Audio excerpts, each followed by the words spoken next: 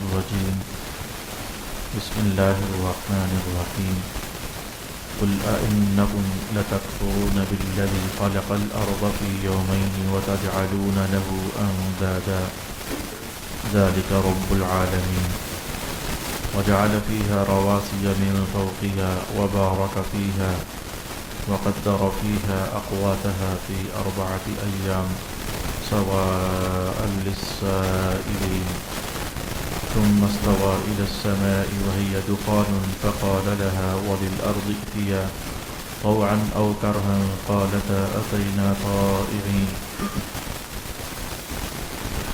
فقضاهن 7 سماوات في يومين وأوحى في كل سماء أمرها وزينا السماء الدنيا بمصابيح وحفظا ذلك تقدير العزيز العليم فإن أعرضوا فقل أنذرتكم صاعقة مثل صاعقة عاد وثمود إذ جاءتهم الرسل من بين أيديهم ومن خلفهم ألا تعبدوا إلا الله قالوا لو شاء ربنا لأنزل ملائكة فإنا بما أرسلتم به كافرون صدق الله مولانا العظيم الصلاة والسلام عليك يا سيدي يا رسول الله الصلاة والسلام عليك يا سيدي يا حبيب الله الصلاة والسلام عليك يا سيدي يا شفيع المذنبين وعلى آلك وأصحابك يا سيدي يا رحمة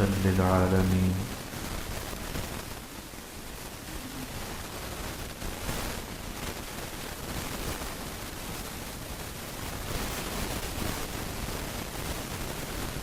آپ کہیے کیا تم واقعی اس ذات کا کفر کر رہے ہو جس نے 2 دنوں میں زمین کو پیدا کیا اور تم اس کے شرکا قرار دے رہے ہو حالانکہ وہی تمام جہانوں کا رب ہے اور اس نے زمین کے اوپر بھاری پہاڑ نصب کر دیے اور اس میں برکت رکھی اور زمین میں رہنے والوں کی غذا بھی 4 دنوں میں مقدر کی جو طلب کرنے والوں کے لیے مساوی ہے پھر اس نے آسمان کی طرف قصد فرمایا اور وہ اس وقت دھواں تھا پھر اس نے آسمان اور زمین سے فرمایا کہ تم دونوں خوشی یا ناخوشی سے حاضر ہو جاؤ ان دونوں نے کہا کہ ہم دونوں بخوشی حاضر ہیں تو اس نے 2 دن میں ان کو پورے 7 آسمان بنا دیا اور ہر آسمان میں اسی کے متعلق احکام بھیجے اور ہم نے آسمان دنیا کو چراغوں سے مزین فرما دیا اور اس کو محفوظ فرما دیا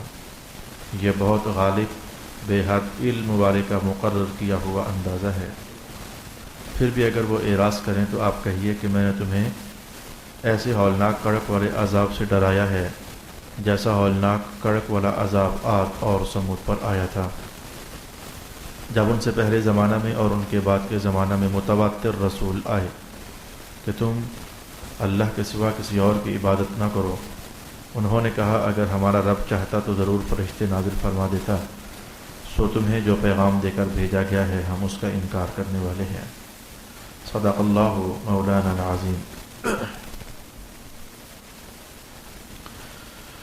الصلاة والسلام علیک یا سیدی یا رسول اللہ وعلی آلک واصحابک یا سیدی یا حبیب اللہ اللہ تعالیٰ کے فضل سے سورہ حامیم اور سجدہ کی آج چند آیات بینات کی تلاوت نصیب ہوئی ہے قاری قرآن کے سامنے ہمیشہ قرآن ایسا کرتا رہتا ہے کہ اللہ تعالیٰ کی وحدانیت پر اس کے ہونے پر اس کے بلکہ ایک ہونے پر اس کے قدرت پر دلائل ارشاد فرماتا رہتا ہے مکہ والوں میں خاص کر کے جو اس طرح کی عقیدے کی سیاہی پائی جاتی تھی کہ مرنے کے بعد اٹھ کر اللہ کے حضور پیش نہیں ہونا ہے اس عقیدے کی تو قرآن حکیم خوب دھلائی کرتا رہتا ہے سورۃ یاسین ہو تو اس طرح کے الفاظ کہہ کر کہ کیا تمہارے سامنے زمین کے اندر نشانیاں نہیں ہیں ہر سال یہ خشک ہو جاتی ہے پھر تازہ ہو جاتی ہے یا پھر لخلق السماوات والارض اکبر من خلق الناس لوگوں کو پیدا کرنا یہ بڑی چیز ہے یا کہ زمین و آسمان کو پیدا کرنا یہ بڑی چیز ہے پھر اس نے زمین و آسمان کو پیدا کر دیا تو اس کے لیے پھر لوگوں کو دوبارہ سے پیدا کرنا کیا مشکل ہو سکتا ہے مختلف انداز میں باہر کیا قرآن حکیم اس عقیدے کی تعمیر کرتا رہتا ہے کہ جس اللہ نے تمہیں بنایا ہے وہی اللہ تمہیں موت عطا فرمائے گا اور موت عطا فرمانے کے بعد تمہیں دوبارہ پھر اپنے حضور لا کھڑا کرے گا۔ آج اسی بات کو ایک اور انداز میں قرآن حکیم بیان فرما رہا ہے۔ بات یہی ہے کہ اللہ تعالیٰ قادر ہے، اس کے لیے کوئی مسئلہ نہیں ہے کہ زمین و آسمان کا جو خالق ہے وہ تم جیسے چھوٹے چھوٹے انسانوں کو دوبارہ پیدا کر دے، اس کے لیے کوئی مسئلہ نہیں ہے۔ کبھی قرآن حکیم نے یوں کہا ہوا تھا، خلق السماوات والارض فی ستۃ ایام، اللہ تعالیٰ نے زمین و آسمان کو 6 دنوں میں پیدا فرمایا۔ کبھی ایسا تھا، قرآن حکیم نے ایسا کہا تھا۔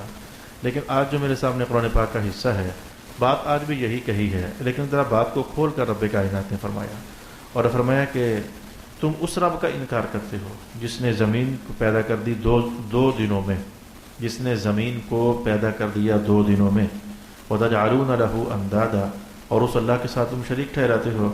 آج میں کافی دیر تک اس بات پر اللہ تعالیٰ کی قدرت کے حیرت انگیز ہونے پر غور و فکر کرتا رہا۔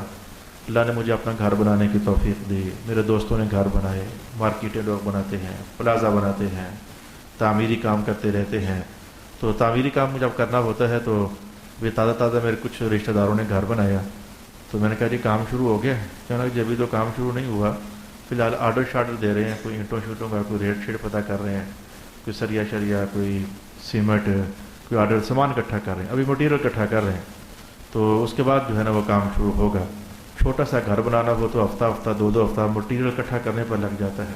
میں اللہ کی اس قدرت پر حیرت ناک ہوں، رب کائنات ہے کہ ہم نے صرف 2 دن میں اتنی بڑی زمین بنا دی ہے، سبحان اللہ، اور اس کے لیے کوئی مٹیریل اکٹھا نہیں کیا ہم نے، یعنی ہم نے تو بس کن کہنا تھا تو زمین بن جانی تھی، لیکن 2 دنوں میں اتنی بڑی زمین، یعنی انسان کو اگر بعض اوقات یہ کچھ جگہ ایسی ہوتی ہیں، یقین جانو وہ ذرا ڈونگی ہوتی ہیں، تو وہاں اگر گھر بنانا پڑ جائے تو اللہ اللہ اللہ اللہ کیا مصیبت ہوتی ہے۔ ٹرالیاں ڈال کر کے وہ ایسٹیمیٹ کرنے والے بتاتے ہیں کہ یہ 50 ٹرالیاں ڈلیں گی، وہ 250 ٹرالیاں ڈلتی ہیں۔ وہ 250 ٹرالیاں ڈلتے میں کہتا ہوں کہ ہفتہ 2 ہفتے مہینہ لگ جاتا ہے، پھر جا کر تھوڑے کوئی علاقے کی برائی ہوتی ہے۔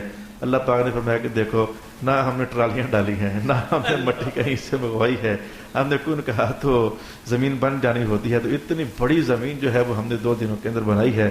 اس تخلیق کے بڑے شاہکار پر کسی بھی قاری قرآن کو تعجب بھی ہوتا ہے، خوشی کا احساس بھی ہوتا ہے، اللہ کے قادر مطلق ہونے کا یقین اور بڑھ جاتا ہے۔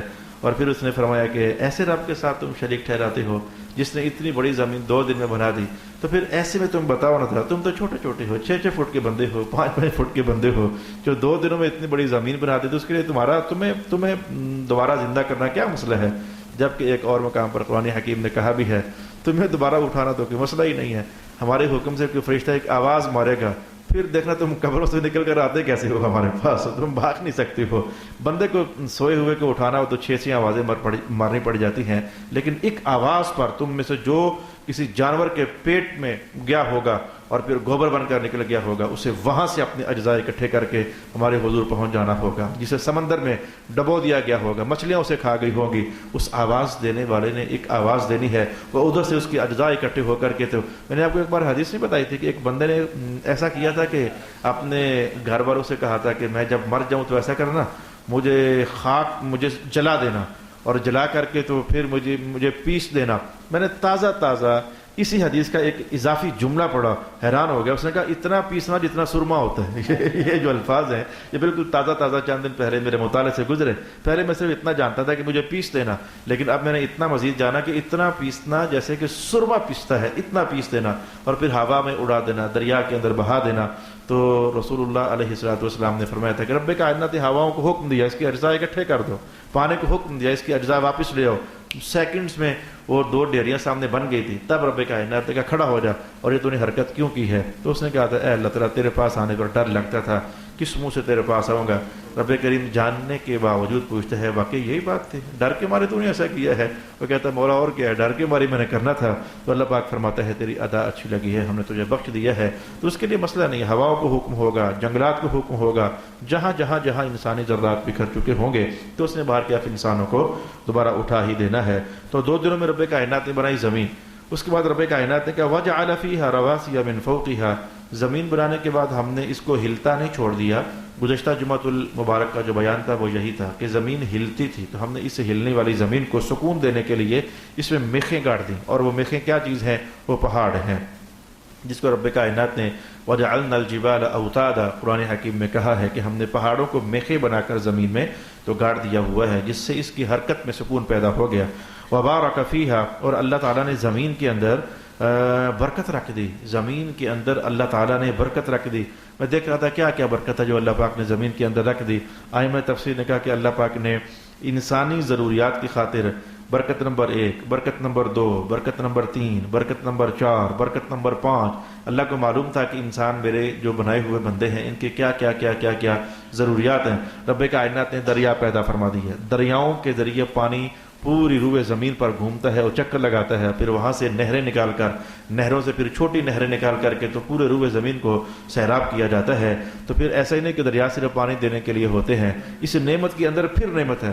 رب کائنات نے کہا اس دریاؤں کے اندر سے ہم تمہیں تازہ مچھلی نہیں کھلاتے ہیں۔ دیکھو وہ تازہ مچھلی کیا کھا کر بنتی ہے، وہ اسی دریاؤں کے اندر سے کچھ کھا پی کر کے تو کتنی لذت والی تازہ مچھلی ہم تمہیں عطا کر دیتے ہیں۔ تو دریاؤں کا ہونا یہ زمین کی برکت ہے، دریاؤں کے پانیوں کے اندر پھر مچھلیوں کا ہونا یہ پھر زمین کی برکت ہے۔ پھر مولا کائنات نے درخت پیدا کیے، اور درخت جو ہے یہ زمین کی برکات کا نتیجہ ہے، اور پھر درخت بھی کئی طرح کے پیدا کر دیے، ان میں پھلدار پیدا کر دیے ہیں درخت ہی۔ کیا عجیب شان ہے اللہ پاک کی، کچھ درخت اس نے بنائے تو وہ صرف درخت ہی ہیں، کچھ درخت بنائے تو ان میں ساتھ کانٹے لگا دیے، کچھ درخت بنائے تو ان میں ساتھ تازہ فروٹ لگا دیے، کچھ درخت بنائے تو اس کے اندر ڈرائی فروٹ لگا دیا۔ اللہ اکبر، یہ ساری چیزیں ہیں درختوں ہی کی پیداوار ہیں۔ تو درخت جو ہے رب کائنات زمین کی برکات بنا دی ہے۔ پھر اللہ پاک نے حیوانات کو بنا دیا، کچھ حیوانات ہمیں گوشت فراہم کرنے کے لیے، کچھ ہمیں دودھ فراہم کرنے کے لیے، کچھ ہمارے بوجھ اٹھانے کے لیے، کچھ ہماری سواریوں کے لیے۔ یہ حیوانات کا ہونا جو ہے یہ زمین کی برکات میں سے ہے۔ اور دور حاضر میں، دور قدیم میں تو شاید کسی مفسر نے نہ لکھا ہوگا، ظاہر اس وقت اس طرح کی ایجادات نہیں تھی، لیکن دور حاضر میں یہ 2-7 چیزیں پلس کرنا کتنا اچھا لگے گا۔ اس اللہ نے اس زمین کے اندر برکتوں کا ایک جہان یہ تیل کی صورت میں بھی تو رکھا ہوا ہے نا، اس اللہ نے اس زمین کے اندر برکتوں کا ایک جہان یہ گیسز کی صورت میں بھی تو رکھا ہوا ہے نا۔ آج اگر کسی سردیوں کا زمانہ آ رہا ہے، گجرخان میں کئی واڑوں کے اندر جب ایسا ہوگا کہ رات کو گیس کی لوڈ شیڈنگ ہوگی، اس وقت پھر انہیں اللہ کی یہ نعمت کتنی یاد آئے گی۔ اے کاش ہمارے گھر بھی اس وقت گیس ہوتی تو ہم روٹیاں پکا لیتے۔ میں کہتا ہوں گیس اللہ کی نعمت ہے، تیل اللہ کی نعمت ہے۔ اگر تیل کا چند سال پہلے بحران پیدا ہوا تھا تو ایسے لائنوں کے اندر لگ کر کے اللہ کی اس نعمت کو اور برکت کو تلاش کیا جا رہا تھا۔ ملک لیول پر وہ بوتلوں کے ذریعے کوئی کولر بھر کر لے کر جا رہا ہے، لائن میں لگے ہوئے ہیں، لیکن رب کائنات نے بار کے زمین کے اندر برکات کا ایک انداز تیل کی صورت میں رکھا، زمین کے اندر برکات کا ایک انداز۔ یہ سونا بھی تو زمین ہی سے پیدا ہوتا ہے، معدنیات بھی تو زمین ہی سے پیدا ہوتی ہے۔ الغرض مولا کائنات نے ارشاد فرمایا وَجَعَلَ فِيهَا رَوَاسِيَ مِن فَوْقِهَا، زمین کے اوپر رب کائنات نے پہاڑوں کو لگا دیا کیل بنا کر، اور اس زمین کے اندر اللہ نے بڑی برکات رکھی۔ وَقَدَّرَ فِيهَا أَقْوَاتَهَا، انسان جتنی قسم کے بھی کھانے کھاتا ہے وہ ساری قسم کے کھانے رب کائنات نے زمین کے اندر پیدا کر دیے۔ فی 4 ایام، 4 دنوں کے اندر۔ اچھا اب ایک بات ذرا دھیان رکھنا، پہلے کہا 2 دنوں میں زمین بنائی، اور پھر کہا کہ 4 دنوں میں ہم نے زمین کے اندر یہ ساری برکتیں رکھ دیں، کھانے والی چیزیں، پینے والی چیزیں، معدنیات، گیسیں، تیل، دریا، سمندر، یہ سب ہم نے 4 دنوں کے اندر یہ کر دیے۔ اور ایک مشکل سی بات میں آپ کی خدمت میں کہنے جا رہا ہوں، حالانکہ اگر میں چاہتا تو اس مشکل بات کو لپیٹ کر کے پہلے ہی باہر سے نکل جاتا، آپ کو پتہ بھی نہیں چلنا تھا کہ یہاں مجھے کوئی مشکل بات ہے بھی یا کہ نہیں ہے۔ ذرا گننا تو صحیح، زمین بنی 2 دن میں، اور فرمایا کہ ہم نے پھر اس کے اندر برکات رکھی، تو فی 4 ایام، 4 دنوں کے اندر ہم نے اس کے اندر برکات رکھ دی۔ 4 اور 2 6 دن ہو گئے۔ اچھا میں آگے ایک آیت چھلانگ مار کر آگے جانا چاہتا ہوں تاکہ وہ جو مشکل مرحلہ ہے وہ آپ کے سامنے رکھوں۔ تو پھر رب کائنات نے فرمایا کہ فَقَضَاهُنَّ 7 سَمَاوَاتٍ فِي يَوْمَيْنِ، ہم نے آسمانوں کو بنا دیا لیکن 2 دنوں کے اندر۔ اب 2 دنوں میں بنی زمین، 4 دنوں کے اندر اس کے اندر لگائے گئے وہ سارے معدنیات، کھانے پانے والی چیزیں، انسان کی ضروریات۔ 2 اور 4 6 دن ہو گئے، اور 2 دن میں رب کائنات نے کہا ہم نے بنائے آسمان، یہ کل 8 دن ہو گئے۔ ہفتے میں 8 دن تو ہوتے ہی نہیں ہیں۔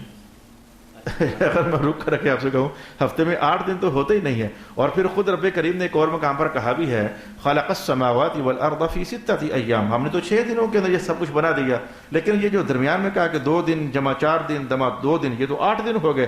ایک تو بات ہے کہ ہفتے میں 8 دن نہیں ہوتے، اور دوسرا پھر ادھر کہا کہ 6 دنوں کے اندر ہم نے بنا دیا، اور ادھر کہا کہ ہم نے 8 دنوں کے اندر یہ سارا بنایا۔ یہ ماجرا کیا ہے؟ آج مجھے اپنے بعض اوقات بول جو ہوتے ہیں محاورے کے اندر اور اپنے ماحول میں استعمال ہونے والے بول مقصد کو اتنا واضح کر دیتے ہیں، اتنا واضح کر دیتے ہیں۔ مجھے خوب یاد ہے کہ بچپن میں جب انسان بچہ نیا نیا جوانی کی طرف بڑھتا ہے تو اس کو صحیح طرح پیسے بھی گننے نہیں آتے ہوتے. وہ 18 کو تو پتہ نہیں 20 کہہ رہا ہوتا تھا, 20 کو وہ 40 کہہ رہا ہوتا ہے. اچھا, تو وہ لین دین کے اندر بڑا کمزور ہوتا ہے. تو میں جب دکان پر اپنے والد صاحب کے ساتھ نیا نیا بیٹھنا شروع ہوا تو میرا بھی یہی حال تھا تمام انسانوں کی طرح. وہ لین دین کا ذرا کچا تھا, تو کبھی یہ بھول جانا تو کبھی یہ بھول جانا. اب مجھے ایک صاحب نے ایک بار مجھے پیسے دیے, اور جو اس نے پیسے دیے نا, اور یہاں بھی گجر خان بھی ایسے پیسوں کا لین دین چلتا ہے. وہ پیسوں کا محاورہ اگر سمجھو گے تو آپ کے لیے یہ مقام سمجھنا بڑا آسان ہو جائے گا. اس نے مجھے دینے تھے 1800 روپے.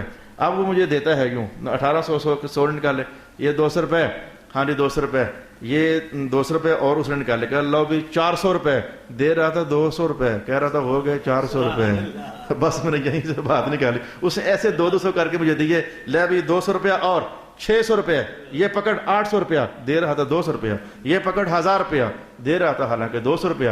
اصل ماجرا یہ ہوتا ہے کہ جب اگلے 200 ساتھ جوڑے جاتے ہیں تو پچھلے جو ساتھ اس سے پہلے دیے ہوتے ہیں تو اپنے ماحول میں, اپنے عرف میں, اپنے محاورے میں ان دونوں کو ملا کر کے پھر کہا جاتا ہے 200 وہ اور یہ 200 جو ہے, ان کو 200 نہیں کہتے, یہ لے 400 ہو گیا. یہ جو 400 ہو گیا ہے نا, رب کائنات نے یہاں یہ بات ارشاد فرمائی ہے, 2 دنوں میں بنائی زمین اور 2 دنوں کے اندر یہ رزق شزق بنائے, تو 2 اور 2 4 ہو گئے.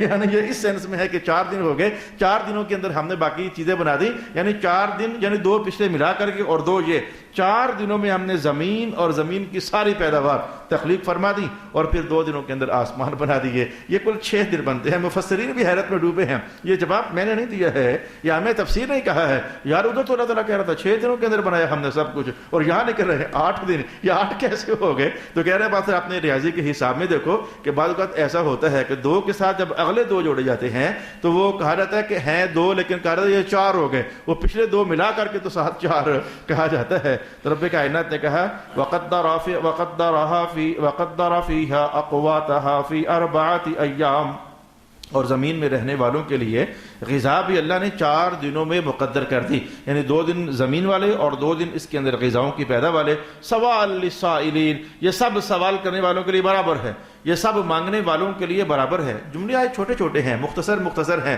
لیکن تھوڑی تھوڑی ان کے اندر پیچیدگی ہے. اب میں آپ سے پوچھنا چاہوں گا کہ رب کائنات نے کہا ہم نے زمین میں روزیاں بنائی ہیں سب کے لیے برابر, سواء برابر, للسائلین جتنے بھی مانگنے والے ہیں سب کے لیے ہم نے روزیاں برابر بنائی ہیں. یہ بات تو ہمیں سمجھ نہیں آتی ہے, روزیاں برابر کدھر ہیں؟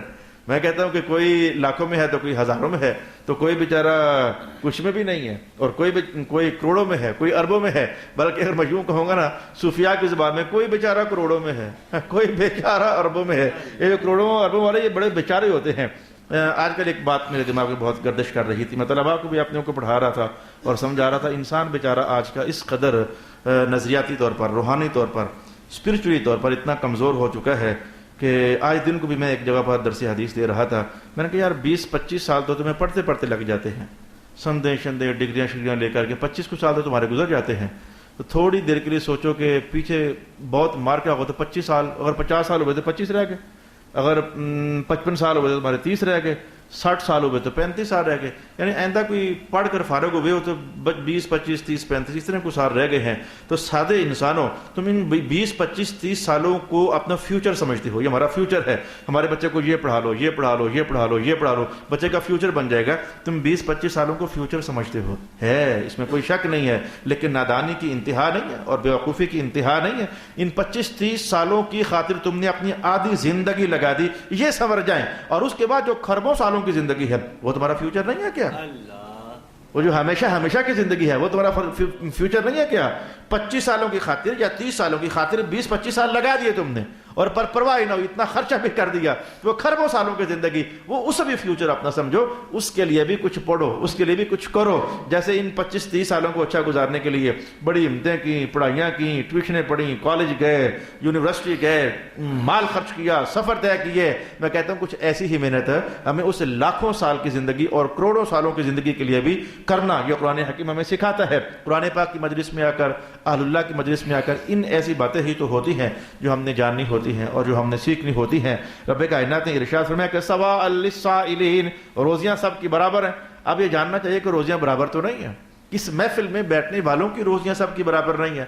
یہ رزق کی آمدن جو ہے یہ کم زیادہ ہے، یہ تو ایک واضح سی بات ہے، اس پر کوئی دلیل دینے کی بھی ضرورت نہیں ہے۔ یہ روزیوں کو جو برابر کہا رب کائنات نے، یہ برابر کس اعتبار سے برابر ہے؟ میں آپ کو بتانا چاہوں گا کہ کس اعتبار سے برابر ہے۔ کوئی کسی بندے کا پیٹ بھرتا ہے 2 روٹیاں کھا کر، کسی کا بھرتا ہے 3 روٹیاں کھا کر، ہم ذرا بات جلدی سمجھیں، اور کسی کا پیٹ بھرتا ہے 1 روٹی کھا کر۔ آپ کو پتا ہے جس نے 1 روٹی کھائی ہے اس نے بھی صرف اپنی ضرورت ہی پوری کی ہے، جس نے 2 روٹیاں کھائی ہیں اس نے بھی وہی کام کیا، اپنی صرف ضرورت ہی پوری کی ہے، پیٹ ہی بھرایا اپنا، اور جس نے 3 کھائی ہیں اس نے بھی اپنی ضرورت ہی پوری کی ہے۔ ضرورت کم زیادہ ہے لیکن تینوں اس کام میں برابر ہیں کہ میں نے بھی اپنا پیٹ ہی بھرا ہے تو اس نے بھی اپنا پیٹ ہی بھرا ہے تو اس نے بھی اپنا پیٹ ہی بھرا ہے۔ بات کو سمجھیں، ہم تینوں نے کام ایک ہی کیا ہے۔ جیسے میں ابھی بچوں کے ایک سبق پڑھا رہا تھا تو اس کے اندر یہ بات چل رہی تھی کہ قرآن حکیم جو ہے نا، یہ سارے کا سارا کہیں نہ کہیں سے بیان رسول پاک علیہ الصلوۃ والسلام ہی کا ہے۔ تو جیسے کہ طبیب کے بعد لوگ آتے ہیں تو ایک اس نے یہ نسخہ دیا، ایک کو یہ نسخہ دیا، ایک کو یہ نسخہ دیا، ایک کو یہ نسخہ دیا، نسخے الگ الگ، اس کے اندر آئٹم بھی کم زیادہ، لیکن اندر کھاتے سب کے لیے ایک ہی عنوان چل رہا ہے، شفا شفا شفا شفا شفا۔ بالکل ایسے ہی اس کسی کا پیٹ بھر گیا 20 روٹیاں کھا کر، اس نے بھی وہی کام کیا جو 1 روٹی کھانے والے نے کیا ہے۔ کیا کام؟ اس نے بھی بھوک کی مٹائی ہے اور اس نے بھی بھوک کی مٹائی ہے۔ یعنی ایک ہے رزق کا کم زیادہ ہونا، اور ایک ہے کہ رزق جس مقصد کے لیے ہے وہ مقصد، تو مولا کائنات نے کہا مقاصد میں تم سارے برابر ہو، اگرچہ مقصد پورا کرنے میں مقدار میں کمی زیادتی ہے، لیکن مقصد تم سب کا ایک ہے۔ ایک نے اپنی پیاس بجھا لی 1 گلاس پانی پی کر، دوسرے نے اپنی پیاس بجھا لی 2 گلاس پانی پی کر، دونوں نے کام میاں ایک ہی کیا ہے، پیاس ہی بجھائی ہے۔ گلاس والے نے بھی پیاس ہی بجھائی ہے، 2 والے نے بھی پیاس ہی بجھائی ہے، دونوں برابر ہیں، دونوں نے ایک ہی کام کیا ہے، پیاس ہی اپنی بجھائی ہے، البتہ مقدار میں فرق ہے۔ جس نے سوٹ اپنا پہن لیا گرم سردیوں کا، آج کل سردیاں آ رہی ہیں 2000 کا، تو اس نے بھی ایک ہی کام کیا، سردی سے بچا ہے، اور جس نے بنایا 10,000 کا اس نے بھی وہی کام کیا ہے، اس نے بھی اپنی سردی ہی سے اپنے آپ کو بچایا ہے۔ گویا مولا کائنات نے جو یہ کہا کہ سواء للسائلین، یہ زمین کے اندر جو برکتیں ہم نے رکھی ہیں یہ سب کے لیے برابر ہیں۔ مانا کیا ہے کہ سب کے جو مقاصد ہیں، مقاصد سب کے یہ پورے کرنے والی ہیں جو برکتیں ہم نے زمین میں رکھی ہیں۔ البتہ کیفیات الگ الگ ہے، البتہ مقدار الگ الگ ہے، البتہ یہ جو کسی نے پیناڈول کھائی تو بخار اس کا اتر گیا، کسی نے ساتھ ایک گولی اور پلس کر لی اس کا بھی بخار ہی اترا، کام دونوں نے ایک ہی کیا ہے، اپنا بخار ہی سیدھا کیا ہے، لیکن کسی نے صرف پیناڈول کھا کر کے اور کسی نے ساتھ ایک اور پلس کر کے۔ اب آپ کو سمجھنا چاہیے کہ رب کائنات نے کہا کہ زمین کے اندر سب کی روزیاں برابر ہیں، یہ مقدار میں برابر ہیں، یہ عنوان نہیں ہے، بلکہ مقاصد پورے کرنے میں برابر ہیں، یہ عنوان ہے۔ 100,000 کا کھانا کھانے والا بھی ایک ہی مقصد پورا کر رہا ہے، اپنا پیٹ بھر رہا ہے، اور 50 کا کھانا کھانے والا بھی ایک ہی کام کر رہا ہے، اپنا مقصد پورا کر رہا ہے۔ جس نے 2.5 کروڑ کا گھر بنایا اس نے بھی ایک ہی کام کیا ہے، رات کو رہنا کرنا ہے، اور جس نے ایک چھوٹا سا جھونپڑا بنایا اس نے بھی ایک ہی کام کیا ہے، اور راتوں کو رہنا کرنا ہے۔ دونوں راتوں کو رہ ہی رہے ہیں، دونوں بارش سے بچ ہی رہے ہیں، دونوں جو ہے وہ گرمی سے بچ ہی رہے ہیں، دونوں سردی سے بچ ہی رہے ہیں۔ اس لیے میں کہتا ہوتا ہوں کہ بعض اوقات ترجمہ اور شے ہوتی ہے لیکن ترجمے کے اندر مقاصد جو ہے وہ کچھ اور ہوتے ہیں۔ مقاصد تک جانا یہ اللہ کا خاص فضل اگر کسی کو نواز دے۔ صلی اللہ علی حبیبہ محمد و آلہ وسلم۔ اس محفل کے اندر سردی کے اندر آپ لوگ جیکٹ پہن کے آئے، آپ جرسیاں پہن کر آئے، آپ کوٹ پہن کر آئے، آپ لیدر پہن کر آئے۔ میں کہتا ہوں جس نے کپڑوں کے اوپر 6,000 کی جیکٹ پہنی ہے کام اس نے بھی وہی کیا ہے، اور جس نے میں کہتا ہوں 2,000 کی پہنی ہے کام اس نے بھی وہی کیا ہے۔ مقدار الگ الگ ہے لیکن دونوں کا مقصد ایک ہی ہے، وہ بھی سردی ہی سے بچا ہوا ہے اور وہ بھی سردی ہی سے بچا ہوا ہے۔ اب آپ کو بات سمجھنی چاہیے، مولا کائنات نے کہا جتنی تمہاری ضرورتیں تھیں تم سب کی ضرورتوں کی تکمیل والا مقصد وہ میں نے پوری زمین میں سب کے لیے برابر رکھا ہوا ہے۔ البتہ وہ مقصد برابر کوئی کم مقدار لے کر پورا کر لیتا ہے اور کوئی زیادہ مقدار لے کر کے تو پورا کر لیتا ہے۔ ثم استوى الى السماء وهي دخان، پھر رب کائنات نے آسمان کی طرف توجہ فرمائی تو جو آسمان کی طرف توجہ فرمائی تو وہ ایک دھوئیں کی طرح محسوس ہوتا تھا۔ فقال لها وللارض ائتيا طوعا او كرها قالتا اتينا طائعين۔ ایک میرے پاس یہ مقام بھی ہے، میں نے کہا کہ آج سبق ہمارے مختصر ہیں لیکن کہیں تھوڑی پیچیدگی ہے، ان پیچیدگیوں کو ہم آج دیکھنے کی کوشش کرتے ہیں۔ یہ مقام میں نے آپ کے سامنے پڑھا، اس میں جو ترتیب میرے سامنے آئی، 2 دنوں میں زمین بنائی، پھر 2 دنوں کے اندر زمین کے اندر روزیاں رکھیں، پھر اگلے 2 دنوں کے اندر رب کریم نے آسمان بنا دیے۔ اچھا ترتیب آپ کو سمجھ آئی کہ اللہ تعالیٰ کہہ رہا ہے کہ پہلے ہم نے زمین بنائی ہے اور پھر ہم نے آسمان بنائے ہیں۔ جب یوں جو کہا 2 دن میں زمین بنی، 2 دن میں روزیاں بنائیں، 2 دن میں آسمان بنائے، تو پھر یوں ہی لگا نا کہ پہلے اس نے زمین بنائی، پھر زمین کے اندر اس نے اناج رکھا، پھر اس کے بعد آسمان بنائے تو زمین پہلے بنی اور آسمان بعد میں بنے. جو ہمارے پاس قرآن پاک کا یہ مقام ہے یہ بتاتا ہے کہ زمین پہلے بنی اور آسمان بعد میں بنے. میں ایک اور مقام آپ کے سامنے پڑھنے جا رہا ہوں قرآن حکیم سے. رب کائنات نے کہا رفع سمکہا فسواہا، رب کائنات یہ آسمان بلند کر دیا، یعنی اس نے آسمان بنایا.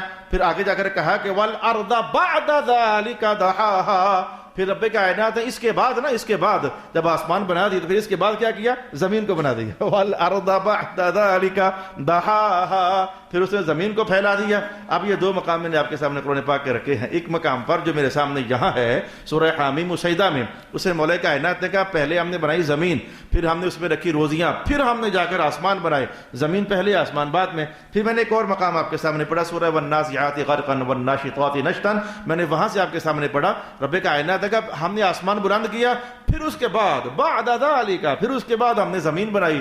یار یہ زمین پہلے بنائی ہے یا آسمان پہلے بنایا، ماجرا ہے کیا؟ یہ ایک مقصد ہے جو میں آپ کی خدمت میں بیان کرنا چاہتا ہوں. حالانکہ ایک دم سے لگا کہ یا زمین پہلے بنی ہے یا آسمان بعد بنا ہے. یہ کیسے ہو سکتا ہے کہ کبھی یوں کہا جائے زمین پہلے بنی یا آسمان بعد میں بنا، اور کبھی پھر یوں کہا جائے آسمان پہلے بنے زمین بعد میں بنی. یہ کیسے ہو سکتا ہے کہ دونوں ایک دوسرے سے پہلے بھی ہوں اور دونوں ایک دوسرے سے بعد میں بھی ہوں؟ بہت آسان سی بات ہے، بہت آسان سی بات ہے. دو مقام تھے، کیونکہ ائمہ تفسیر نے اس آواز کو اٹھایا ہے، میں نے آپ تک بطور امانت کھول کر پہنچانے کا ارادہ کیا.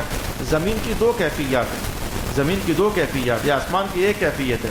آسمان کو اٹھایا، بلند کیا، بنا دیا، بس بنا دیا. آسمانوں کو بنا دیا، بس بنا دیا، اس کے اندر اور کوئی چیز نہیں ہے. لیکن زمین پر دو مرحلے گزرے ہیں. بالکل ایسے سمجھو جیسے سڑک بننی ہوتی ہے نا، پہلے ٹرالیوں کے اندر بجری لا لا کر ڈھیر کی جاتی ہے، وہ سڑک ہی ہوتی ہے، سڑک کے لیے ہوتی ہے. پھر اگلے کچھ دنوں کے اندر اس ڈھیروں کو، ان بجری کے ڈھیروں کو پھیلا دیا جاتا ہے. پہلے وہ ڈھیر ہوتے ہیں، پھر پھیلا دیا جاتا ہے. جب تک ڈھیر تھے تب بھی سڑک کا میٹیریل تھا، جب پھیلا دیے گئے تب بھی سڑک کا میٹیریل ہے. ائمہ تفسیر نے کہا ہوا یہ کہ زمین کو پہلے رب کائنات نے جو بنایا وہ سمجھو کہ زمین بند بند تھی، تنگ تنگ تھی، اس کو جیسے آٹے کا پیڑا ہوتا ہے کچھ اس کیفیت میں تھی. تو اللہ نے پہلے زمین کا میٹیریل بنایا جیسے آٹے کا پیڑا ہوتا ہے محسوسات میں سمجھنے کے لیے. اس کے بعد رب کائنات یہ آسمان بنائے. تو اب یہ بات سمجھ آ گئی کہ پہلے زمین کا پیڑا بنا پھر آسمان بنے.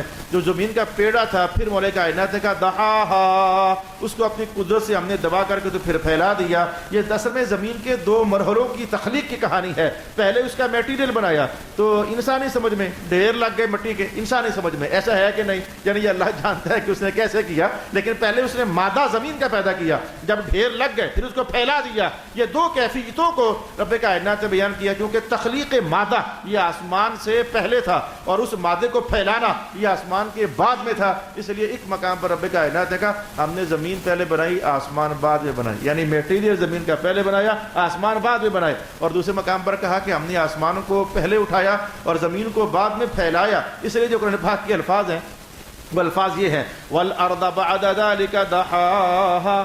یہ خالقہ نہیں، خالقہ نہیں، خالق اور شے ہے. دحاہا یعنی اس پیڑے کو سمجھو کہ روٹی بنا دیا، اس مٹی کے میٹیریل کو ہم نے پھیلا دیا. یہ دو کیفیات ہیں اصل میں جو رب کائنات اس مقام پر ارشاد فرمائی ہوئی ہیں. فقضاہن 7 سماوات، پھر رب کائنات نے 2 دن میں 7 آسمان پورے کر دیے. وَأَوْحَى فِي كُلِّ سَمَاءٍ أَمْرَهَا، جیسے زمین کے اندر ہمارے لیے اس نے بہت ساری برکتیں رکھی ہیں، ایسے ہی مولا کائنات نے آسمانوں کے حوالے سے فرمایا ہر آسمان میں اللہ تعالیٰ نے اس آسمان کے متعلق احکام بھیجے. پہلے آسمان کے بھی احکام ہیں، دوسرے آسمان کے بھی احکام ہیں، تیسرے آسمان کے بھی احکام ہیں. یعنی ان کو اللہ نے حکم جاری کیا تو ایسا کر، تو ایسا کر، تو ایسا کر، تو ایسا کر، تو ایسا کر، تو ایسا کر.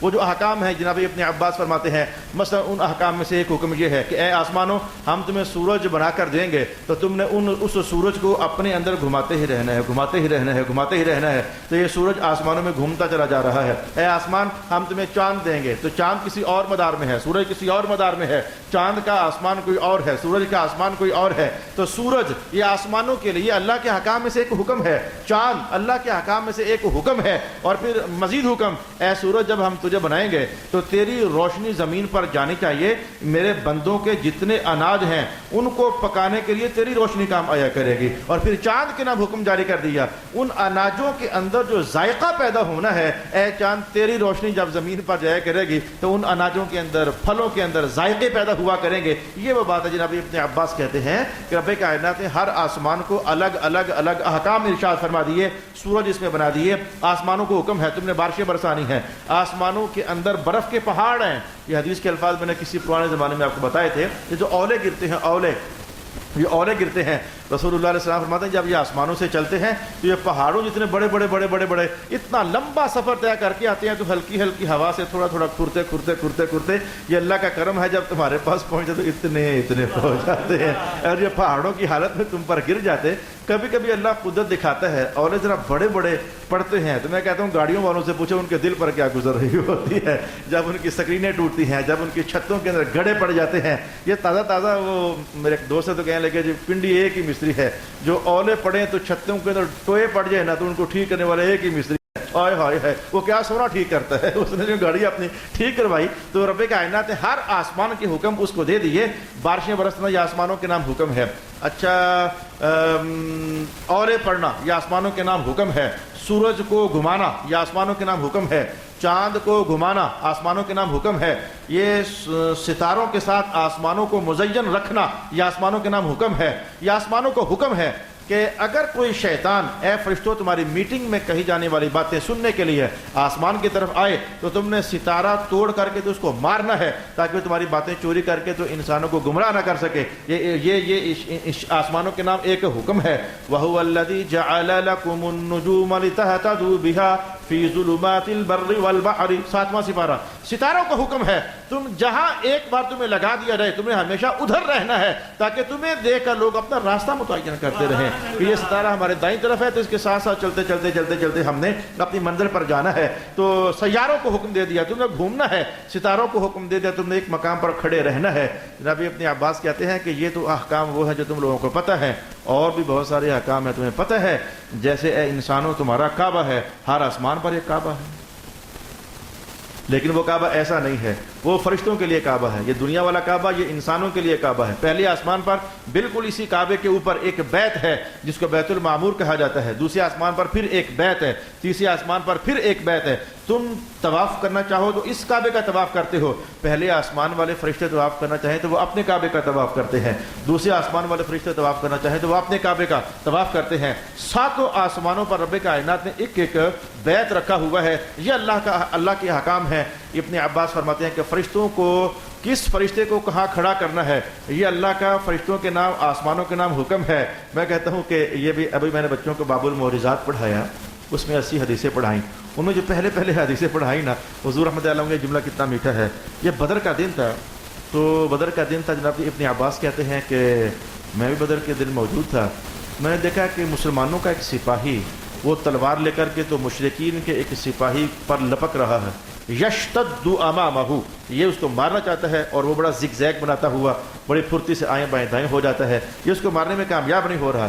ابن عباس کہتے ہیں کہ پھر میں نے 2 آوازیں سنی، ایک آواز صوت الصوت، یعنی مجھے ایسے لگا کہ جیسے کوئی کسی کو کوڑا مارتا ہے، مجھے ایسی آواز ہے جیسے کوئی کسی کو کوڑا مارتا ہے۔ کوڑوں کا زمانہ تھا، تلواروں کا، نیزوں کا، بالوں کا، آوازیں پہچان میں آتی تھی۔ آوازوں کی پہچان تو ہوتی ہے، کانوں کے اندر رب کائنات نے طاقت رکھی ہوئی ہے کہ ہر طرح کی آواز کو پہچانتے ہیں، کیا ہوا ہوگا۔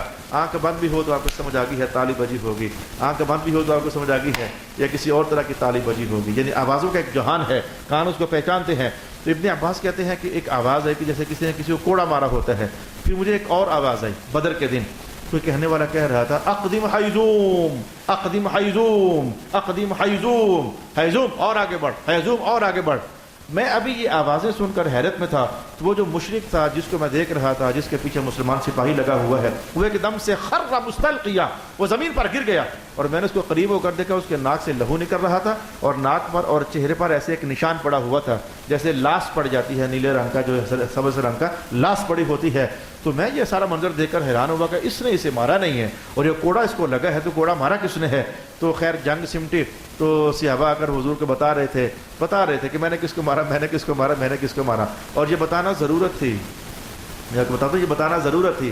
ضرورت اس لیے تھی کہ حضور نے اعلان کر رکھا تھا جس نے کسی خاص اسپیشل کافر کو مارا تو اس کے جسم پر جتنا مال و دولت لگا ہوا ہوگا وہ سارا اس کا ہوگا، یہ حضور نے ارشاد فرمایا من قتل قتیلا فلہ صلبہ، اس کی ساری تلواریں، آج آپ کو سمجھ نہیں آئی، جیسے کہ میں کہوں جس نے جس کافر کو مارا اس کی پجارو اس کی ہوئی، آج آپ کو مزہ ہے نا کہ وہ پجارو اس کی ہوئی، اس کی پراڈو اس کی ہوئی، تو اس دور کی تلواریں، نیزے، بھالے، یہ بہت قیمتی اثاثہ جات ہوتے تھے.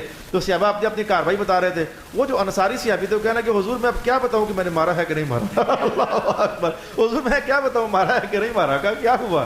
کہا یا رسول اللہ وہ میں تلوار لے کر پیچھے بھاگا ہوں اس کے، تو میں تو اس کو تلوار مار نہیں سکا، لیکن ایسے لگا جیسے اس کو کوڑا لگا ہے حضور، تو کوڑا لگا تو وہ زمین پر گر گیا. اب حضور میں کیا کہوں کہ میں نے مارا ہے کہ نہیں مارا، یہ کیا ماجرا ہو گیا ہے. قال رسول اللہ صلی اللہ علیہ وسلم صدقت، جو تو کہہ رہا ہے تو سچ کہہ رہا ہے، اس لیے کہ جس نے اسے کوڑا مارا تھا وہ تو نہیں تھا، وہ تیسرے آسمان کی مدد کرنے والا ایک تیسرا فرشتہ تھا، جو تیسرے آسمان سے فرشتہ آ کر کے اس کو کوڑا مار کر چلا گیا ہے. تو حضور وہ جو دوسری بات تھی اقدم حیزوم، اقدم حیزوم، وہ کیا تھا؟ حضور کہنے لگے وہ جو حیزوم ہے نا، حیزوم وہ حضرت جبریل کے کوڑے کا نام ہے، اور اس پر جناب جبرائیل علیہ السلام بیٹھے ہوئے تھے، تو وہ آج آئے ہوئے تھے، تو وہ اس کو پکڑ کر کے تو آئیں بائیں دائیں آگے لے کر جا رہے تھے. جو بات میں نے کہنا چاہی، یہ رب کائنات نے ہر آسمان کو بنا کر وہاں آسمان میں ڈیوٹیاں لگائی ہیں، ہر آسمان کے مناسب جو احکام ہیں وہ احکام اس آسمان کو جاری کیے ہوئے ہیں. یہ جناب ابن عباس سے کہتے ہیں. جناب سعد بن ابی وقاص کیا کہتے ہیں؟ دلچسپ بیان ہے. جناب سعد بن ابی وقاص کیا کہتے ہیں؟ کہتے ہیں یہ تو بات ہوگی بدر کی جو ابن عباس کی ہے، لیکن آپ کہتے ہیں کہ یہ احد کا دن تھا، تو میں جو ہوں، میں سعد، میں تو مدینے والوں کو پہچانتا تھا کہ یہ مدینے کا ہے، یہ مدینے کا، یہ مدینے کا. میں نے حضور کے دائیں بائیں دو بندے کھڑے دیکھے، ایک حضور کے دائیں کھڑا ہے، ایک بائیں کھڑا ہے، سفید انہوں نے کپڑے پہنے ہوئے پر مدینے کے نہیں تھے. سفید کپڑے انہوں نے پہنے ہوئے ہیں پر مدینے کے نہیں تھے. میں مدینے والوں کو پہچانتا تھا. یشتد، وہ اتنا لڑ رہے تھے، شدید لڑ رہے تھے. یشتد القتال، بڑا شدید قتال کر رہے تھے. تو کسی نے پوچھا سعد پھر جب مدینے کے نہیں تھے تو پھر وہ تھے کہاں کے؟ وہ کہنے کہ جو سجے پاس تھے وہ جبرائیل تھے اور جو کھبے پاس تھے وہ میکائیل تھے. تو رب کائنات نے حضور کی سپاہیوں میں، حضور کی فوجوں میں آسمانی فوج کو بھی داخل کیا ہوا تھا. یہ ہے کہ آسمان کے حکام. بدر ہو تو تیسرے آسمان کے فرشتوں تم نے پہنچنا ہے، 3000 پہنچنا ہے. یہ قرآن پاک نے کہا بثلاثۃ آلاف، 3000 فرشتے بدر میں آئے تھے، اور رب کائنات نے کہا تھا کہ یہ نہیں کہ صرف 3000 لوڈ پہ گئی 2000 اور کا لسٹ تو پورے 5000 بھیجوں گا. یمددکم بخمسۃ آلاف من الملائکۃ مسومین، 5000 کر دیں گے اگر ضرورت محسوس ہوگی تو. حالانکہ فرشتہ ایک ہی کافی ہوتا ہے، لیکن حضور کی تعظیم کی خاطر، حضور کی عظمت کی خاطر یہ آسمان کے حکام ہیں. پہلا آسمان بنایا تسبیحات والے فرشتے، دوسرا آسمان بنایا حمد کہنے والے. اللہ اکبر. شب معراج رسول پاک علیہ السلام فرماتے ہیں میں نے 7 آسمان دیکھے، تو ہر آسمان پر میں نے ایک بالشت برابر جگہ بھی خالی نہیں دیکھی. میں جہاں دیکھتا مجھے کوئی فرشتہ یا رکوع میں نظر آتا یا سجدے میں نظر آتا ہے. یہ ہے آسمان کے لیے حکام. اور ابن عباس کہتے ہیں خاص احکام تو یہ ہے کہ رب کائنات نے لوح محفوظ 7ویں آسمان پر فرشتوں کے حوالے کی ہوئی ہے. جو کچھ اس میں لکھنا تھا لکھ دیا. پھر جب جتنا اللہ تعالیٰ وہ منکشف کرتا ہے فرشتوں پر اتنا منکشف ہوتا رہتا ہے. تو تم سب کی زندگیوں کے احوال یہ بھی من جملہ آسمان کے احکام میں سے ہیں. کس کی شادی کس کے ساتھ ہوگی، کون کس کا باپ بنے گا، کون کس کا بیٹا بنے گا، کس کی روزی کتنی ہوگی، کون کتنا جیے گا، کون کب مرے گا. مجھے آج ایک میرا اسٹوڈنٹ کہتا ہے کہ میرا ایک دوست فوت ہو گیا ہے، اس کے بخشش کی دعا کر دیں. میں کہا کر دیتا ہوں، پر ہوا کیا ہے؟ کہنا کہ سر جی 2 دن پہلے اس کی شادی ہوئی ہے. اللہ اللہ اللہ اللہ، 2 دن پہلے اس کی شادی ہوئی ہے. وہ تو وہ شکار کرنے کے لیے گیا ہے تو پتہ نہیں کدھر سے کوئی گولی لگی ہے آ کر، اس کے کشمیر کا تھا، کدھر سے کوئی گولی لگی آ کر وہ فوت ہو گیا، شہید ہو گیا. اس کے لیے دعا کر دیں. یہ آسمانی فیصلے ہیں کہ کس نے شادی والے دن ہی مر جانا ہے. یہ واقعات بھی میں نے دیکھے ہیں. یہ آسمانی فیصلے ہیں. کس نے شادی کے دوسرے دن مر جانا ہے، اور کس نے ابھی شادی دلہن کی بارات ڈولی اٹھ کر گھر نہیں پہنچنی ہے، اس سے پہلے ہی مر جانا ہے. کس نے بارات والے دن سے بھی پہلے مر. یہ سارے آسمانی احکام ہیں جس کو رب کائنات یہ کہتے ہوئے ارشاد فرما رہا ہے وَأَوْحَىٰ فِي كُلِّ سَمَاءٍ أَمْرَهَا. یہ موتوں کے فیصلے، یہ زندگیوں کے فیصلے. ایک بار میں ایک جگہ درس حدیث دینے کے لیے ایک بندہ مجھے ملا، وہاں بیٹھا ہوا تھا. کہنے لگا صاحب جی پچھلے سال میرا ایکسیڈنٹ ہوا ہے، میں جیلم کا رہنے والا ہوں، پچھلے سال میرا ایکسیڈنٹ ہوا ہے، اتنا شدید ایکسیڈنٹ کہ میں ڈاکٹروں کے پاس ہوں، مجھے تھوڑی تھوڑی ہوش ہے، زیادہ نہیں.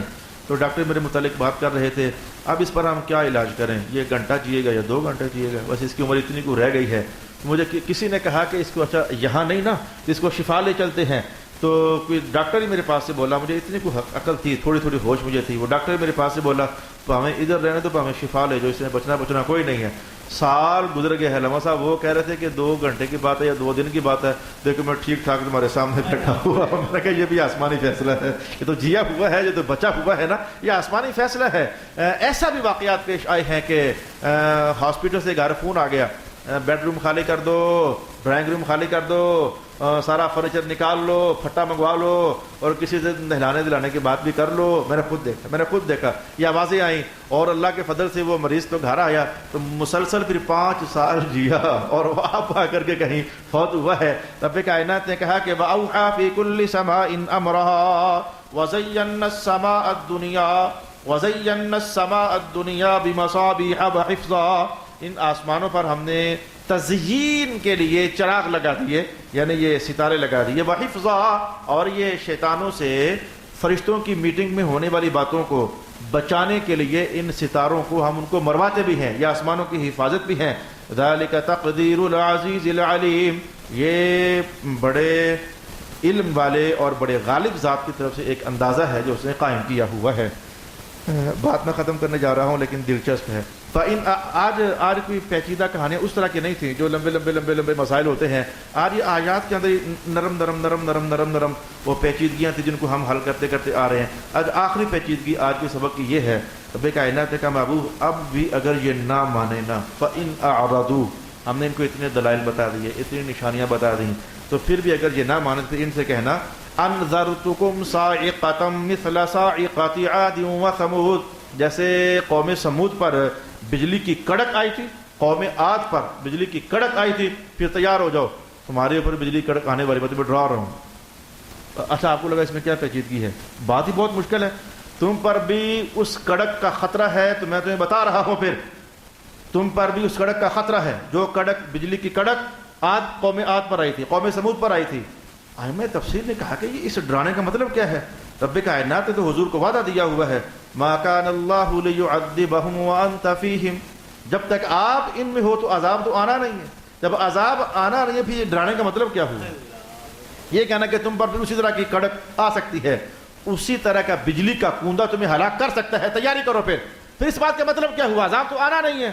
اللہ اکبر. ائمہ تفسیر نے کہا حضور کی بہت بڑی عظمت کی کہانی یہاں بیان کی گئی ہے, اور وہ عظمت کی کہانی یہ ہے کہ دیکھو میں آپ کو بتاؤں کہ گھروں کے اندر چھوٹی سطح پر ہو نا, بات کا سمجھنا آپ کے لیے آسان ہو جائے گا. بچہ اس نے ایک غلطی کی, ماں باپ اگنور کرتے ہیں, تھوڑی کو اور کی, پھر اگنور کر دیا, پھر تھوڑی کو اور کی. اب محسوس ہوتا ہے کہ اگنور نہیں, اب تھوڑی کو آنکھ شانک دکھانی چاہیے, ذرا گھور کے دیکھا, ایک ڈانٹ شانٹ دیا, اگلے زمانے میں پھر غلطی ہوئی. اب بچہ اس لیول پر آ گیا کہ اب اگنور بھی نہیں کرنا, اب ڈانٹنا بھی نہیں, بلکہ اب اس کی سیوا کرنی ہے. اب ایک اس کو تھپڑ شپڑ لگانا ہے, اس کو سیوا کرنی ہے.